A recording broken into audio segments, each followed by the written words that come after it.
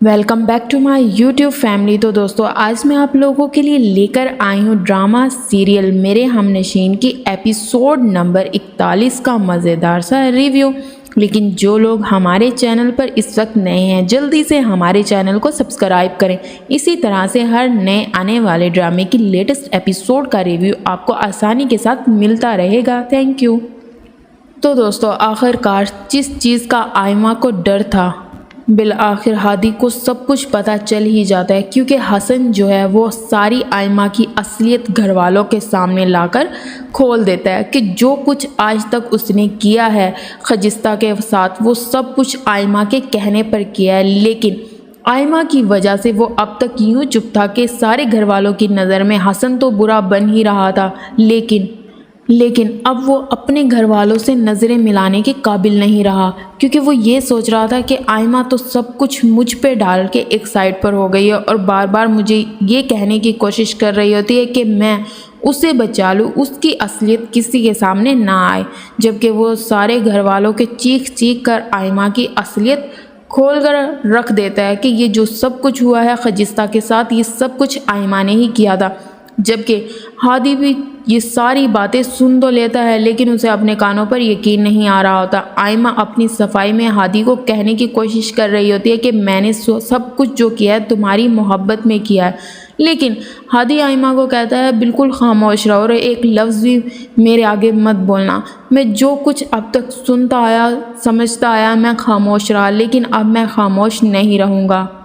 ہادی یہ بات کہہ کر گھر سے نکل جاتا ہے اور وہ اتنا پریشان ہوتا ہے کہ میں سوچ بھی نہیں سکتا تھا کہ آئمہ میرے ساتھ ایسا کر سکتی ہے، وہ اس حد تک گر سکتی ہے کہ وہ کسی لڑکی کی عزت کا اسے ذرا بھی احساس نہیں ہے۔ تو دوسری طرف جو ہے خجستہ اور اس کی مورے کو یہ پتہ چل ہی جاتا ہے کہ جو کچھ کیا ہے صنوبر نے ہی کیا ہے، صنوبر نے ہی برفی میں زہر ملایا تھا تاکہ وہ خجستہ کو مار سکے اور درخزئی سے اس کی شادی ہو سکے، لیکن درخزئی جو ہے وہ خجستہ سے محبت کرتا تھا اور وہ اس کا بچپن کا منگیتر بھی تھا،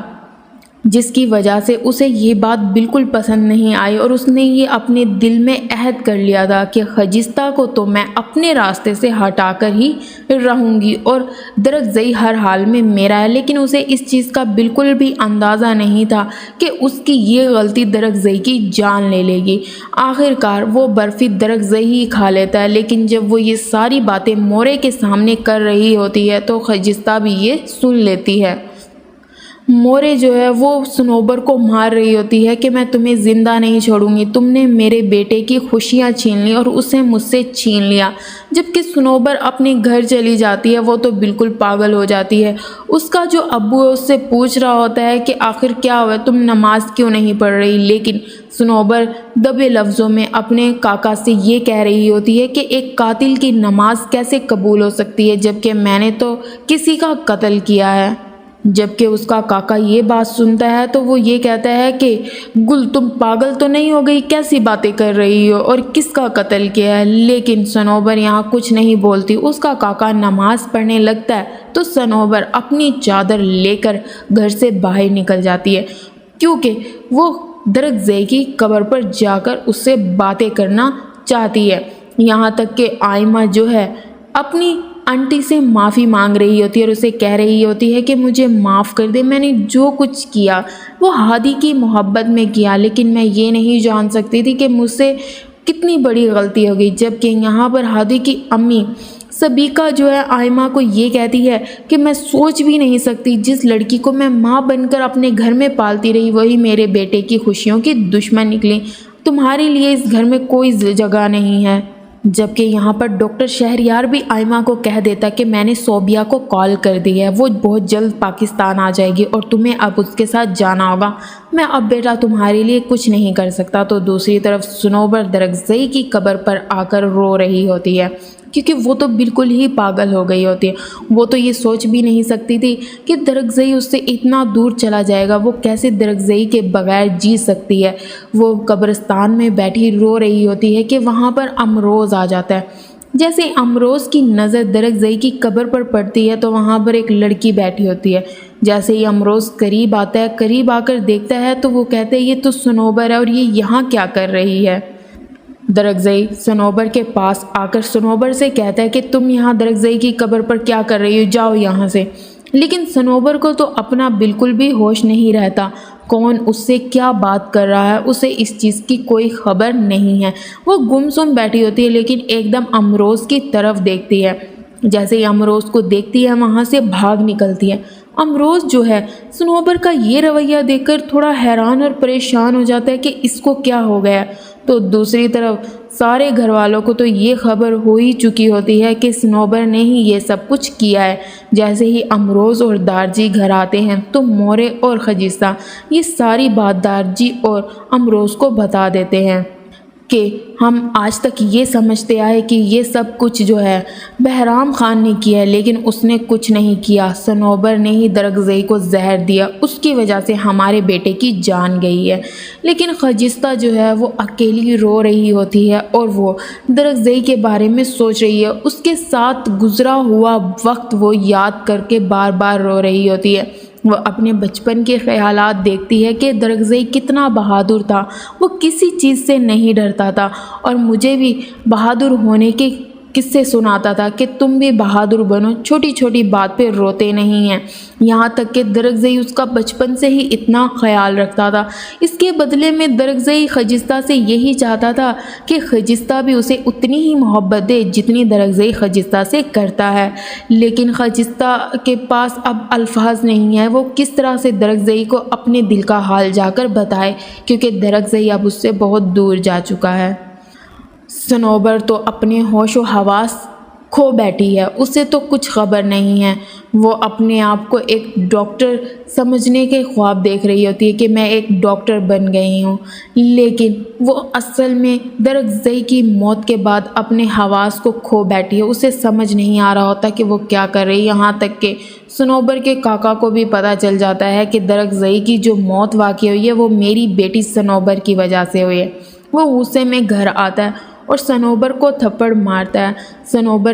صنوبر کو مارنے کی کوشش کرتا ہے کہ جس تھالی میں تم نے کھایا اسی میں ہی تم نے چھید کیا، انہی کے گھر والوں کے جوان بیٹے کو تم کھا گئی۔ جب یہ باتیں صنوبر سنتی ہے تو وہ گھر سے بھاگ جاتی ہے، یہاں تک کہ اس کا کاکا اس پر فائر کھول دیتا ہے، اس پر گولی چلا دیتا ہے۔ لیکن صنوبر گلیوں میں بھٹکتی پھر رہی ہوتی ہے، وہ ننگے پاؤں بھاگ رہی ہوتی ہے، اسے کچھ خبر نہیں ہوتی۔ اس کا کاکا اس کے پیچھے پیچھے بھاگ رہا ہوتا ہے، اسے ڈھونڈ رہا ہوتا ہے کہ یہ لڑکی مجھے کسی طرح مل جائے اور میں اس کا قتل کر دوں، کیونکہ اس نے ان خاندان کے گھر کا ایک نوجوان فرد چھین لیا ان سے جن کا ہم نے نمک کھایا تھا۔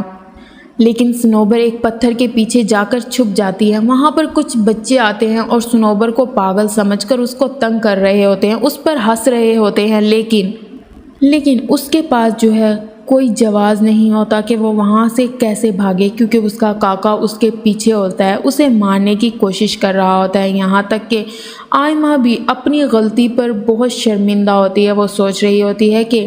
ہادی اتنے اچھے دل کا مالک ہے، حسن نے جو میرے ساتھ کیا وہ بہت غلط کیا اس نے، لیکن آئمہ کی بھول ہے، اب ویسا کچھ بھی نہیں ہو سکتا جیسا کہ پہلے تھا۔ یہاں تک کہ آئمہ یہ سوچ رہی ہوتی ہے جا کر ہادی کو اپنی سچائی میں سب کچھ بتا دوں، شاید وہ مجھے معاف کر دے، لیکن اس کے گھر والے تو یہ سوچ رہے ہوتے ہیں اسے جلد از جلد اپنے گھر سے نکال دیں، کیونکہ اب اس کا وجود اس کے گھر میں کوئی برداشت۔ تو دوسری طرف آخر کار صنوبر کے والد کو جو ہے دارجی اور امروز معاف کر ہی دیتے ہیں، کیونکہ اس میں اس کا تو کوئی قصور ہوتا ہی نہیں ہے۔ تو دوسری طرف دوستوں اب یہ بات ہونے لگ گئی ہے کہ خجستہ کی تو رخصتی ہونے سے پہلے ہی درگزئی مر گیا، اب خجستہ کی شادی کس سے کریں؟ سارے خاندان والے یہ بات سوچ سوچ کر پریشان ہو رہے ہوتے ہیں کہ ان کے دماغ میں یہ خیال،